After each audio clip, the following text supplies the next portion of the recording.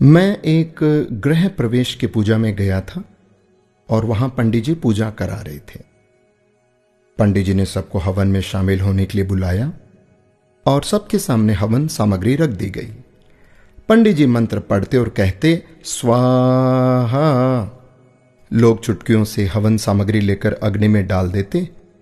घर के मालिक को स्वा कहते ही अग्नि में घी डालने की जिम्मेदारी सौंपी गई। हर व्यक्ति थोड़ी सामग्री डालता, इस आशंका में कि कहीं हवन खत्म होने से पहले ही सामग्री खत्म न हो जाए। गृह मालिक भी बूंद बूंद करके घी डाल रहे थे। उनके मन में भी यही डर था कि कहीं घी खत्म ना हो जाए। मंत्रोच्चार चलता रहा, स्वाहा होता रहा और पूजा पूरी हो गई। सबके पास बहुत सी हवन सामग्री बची रह गई। घी तो आधा से भी कम इस्तेमाल हुआ था।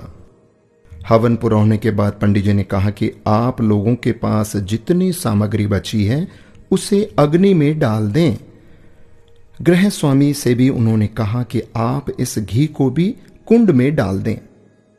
एक साथ बहुत सी हवन सामग्री अग्नि में डाल दी गई। सारा घी भी अग्नि के हवाले कर दिया गया। पूरा घर धुएं से भर गया। वहां बैठना मुश्किल हो गया। एक एक करके सभी कमरे से बाहर निकल गए।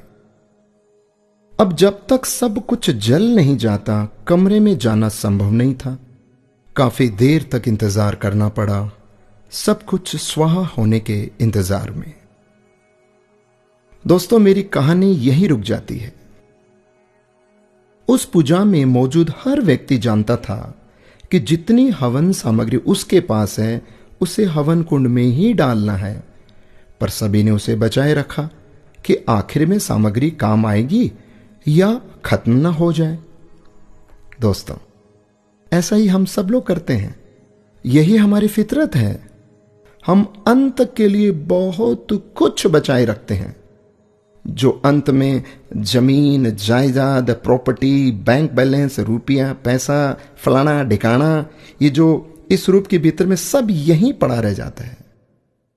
जिंदगी की पूजा खत्म हो जाती है और हवन सामग्री बची रह जाती है। हम बचाने में इतने खो जाते हैं कि ये भी हम भूल जाते हैं कि सब कुछ होना हवन कुंड के हवाले ही तो है। उसे बचाकर क्या करना? बाद में तो सिर्फ धुआं ही होना है। संसार हवन कुंड है दोस्तों, और जीवन पूजा। एक दिन सब कुछ हवन कुंड में समाहित होना है।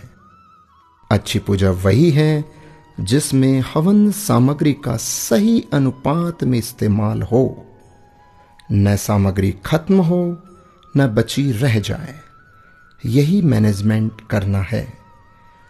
कबीर जी का एक दोहा शायद सबको पता है, दुर्लभ मानस जन्म है, होए न बारंबार, पक्का फल जो गिर पड़ा, लगे ना दूजी बार। दोस्तों, ये मनुष्य जन्म बार बार नहीं मिलेगा, तो क्यों ना हम समय का, पैसों का, अपनी सोच का और अच्छे कार्य करके इसका सही सदुपयोग और इस्तेमाल करें। राधे राधे।